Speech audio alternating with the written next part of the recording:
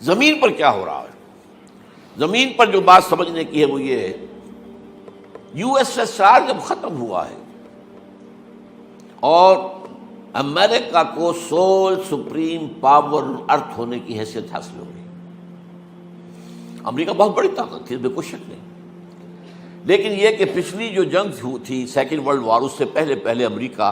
کسی انٹرنیشنل معاملے میں نہیں آیا تھا۔ کہ آپ کو معلوم ہے امریکہ جو ہے اس کے ادھر ایک اوشن ہے، اٹلانٹک اوشن، ادھر پیسیفک اوشن، دو بڑے بڑے جو ہے باہر ان کے درمیان یہ گویا کہ ایک جزیرہ ہے، بہت بڑا جزیرہ سمجھ لیجیے،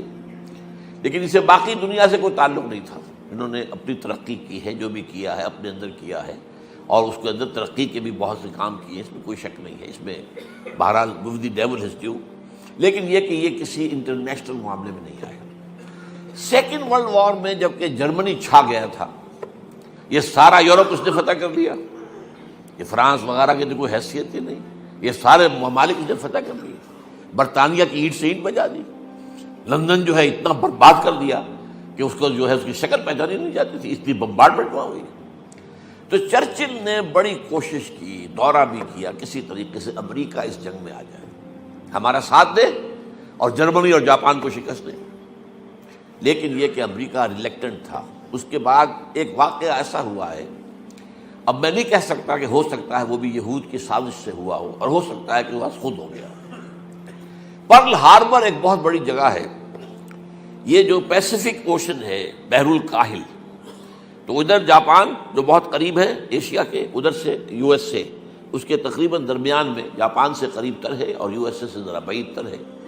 یہ جزائر کہلاتے ہیں، ہوائین آئیلینڈز، ہوائی، اب یہ امریکہ کی ایک ریاست ہے۔ یہاں ایک بہت بڑی بندرگاہ پرل ہاربر، وہاں انگریزوں کا بہت بڑا اڈا تھا، نیوی بیس، بہت بڑا، اس پر جاپانیوں نے اچانک حملہ کیا وداؤٹ اینی وارننگ، اور ان کے جہاز غرق کر دیے، ان کے بے شمار لوگ ختم ہو گئے، بربادی، تباہی، بہت بڑی تباہی آ گئی۔ اس کے نتیجے میں یہ شیر جو اپنے کچھار میں سویا ہوا تھا یہ اٹھا، اب ظاہر بات ہے کہ اسے میدان میں وہ نکلنا پڑا۔ اس کے بعد پاسا پلٹ گئے، انہوں نے امریکہ جب جنگ کے اندر آ گیا سیکنڈ ورلڈ وار میں، تو جرمنی کا بھی خاتمہ ہو گیا، جاپان کے اوپر تو 2 بم گرائے تھے تو اس کا مرکز اس سے نکل گیا، اللہ خیر سمجھ۔ اس وقت سے امریکہ جو ہے وہ آیا ہے میدان میں، لیکن اس کے بعد بھی تقریباً نصف صدی تک، 40-45 برس تک امریکہ کا ایک مدعا مقابل سامنے کھڑا تھا، اور وہ یو ایس ایس آر تھا۔ اب جو رشین ریولوشن آیا تھا رشیا کے اندر 1917 میں، اس کے بعد کمیونزم جس تیزی کے ساتھ بڑھا ہے، پورا مشرقی یورپ کمیونسٹ ہو گیا، چائنا کمیونسٹ ہو گیا، آپ کو معلوم لیٹن امریکہ میں کمیونزم پہنچ گیا،